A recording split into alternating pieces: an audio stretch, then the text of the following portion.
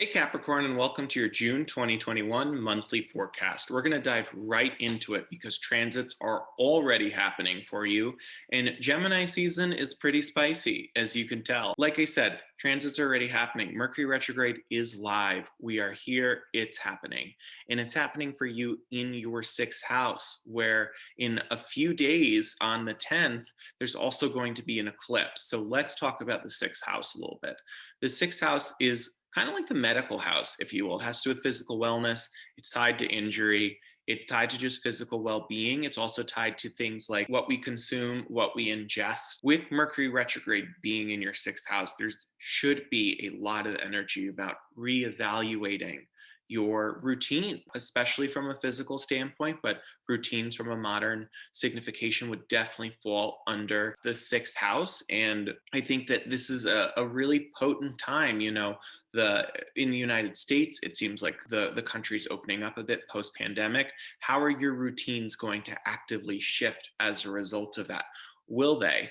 And if so, make sure that the ways in which they do shift is conducive to your physical well-being. That will translate to the holistic well-being as well. While I don't necessarily always ascribe signs equals houses, from a very modern lens, the sixth house would be tied to Virgo, which is very much about gut health.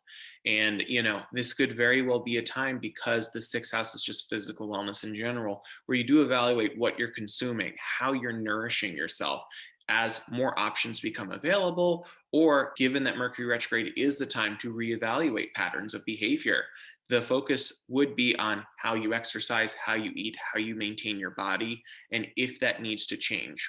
Now, the June 10th eclipse, which is very potent and very closely in conjunction with Mercury, is likely to catalyze major changes, new beginnings, but could also lead to some severings in how you go about physical wellness, how you go about your routines in general. You could expect some disruption in that department. So if you're someone who absolutely needs to be keeping a tight schedule, maybe there actually does need to be a loosening, and that's how it's disrupted, is just in you letting go of a couple of variables, or maybe there needs to be a tightening of the screws. Strongly recommending you take this time to kind of heed the universe's suggestion in really taking inventory of your routines and your physical wellness, how you maintain your physical body. Capricorn is actually, from a medical astrology standpoint, associated with bones and the skeletal system. That could very well play into things as well. Now, no way is this meant to scare you, but just want to flag as a signification that the sixth house would be tied to physical injury as well. So just, be thoughtful about how you go about things. Don't be reckless at this time. This isn't the time to bungee jump without the bungee. This isn't the time to go skydiving without the instructor for the first time, per se. I would, hold off on that. Maybe work with an astrologer to elect a proper chart for doing like daredevil stuff. Of course, astrology should never be a tool to stoke fear or anxiety. So live your life, do your thing, but just want to flag that that is also a signification of the sixth house. Positive end of things, Venus moves into your seventh house very early into the month. And the seventh house is the house of partnership. Venus rules intimacy and sensuality. And it's Venus in Cancer. So that's a very like homey kind of energy. If you are already partnered, Venus entering the seventh house could be a time where you and your partner really make a house a home, may take your home to the next level if you've already been living somewhere for a while.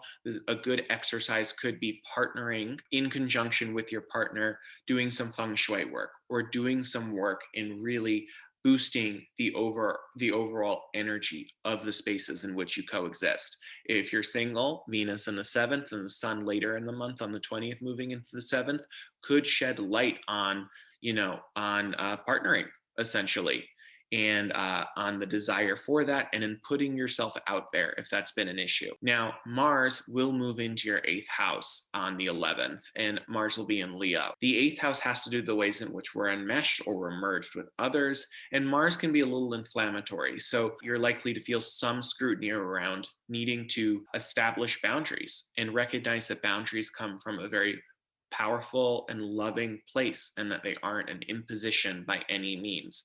Boundaries are meant to individuate and meant to empower ourselves. In addition to that, Mars in the eighth could signify and shed light on other forms of eighth house significations and the ways in which we're merged. I use this hand gesture for that. Like, for example, debts. If there are outstanding debts that you hold, they could be inflamed at this time, or there could be some irritation if other people are indebted to you.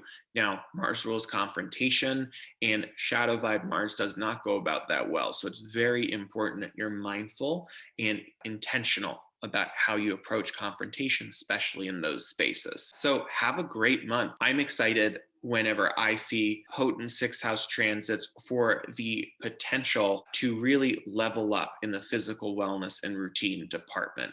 I am very much a Sagittarius and very big picture. So I sometimes lose track of my routines, and it's very important to be mindful of them. And then, in addition to that, this could very well be the exercise routine, the 30-day challenge, the 60-day challenge kind of transit. So, best of luck to you this month.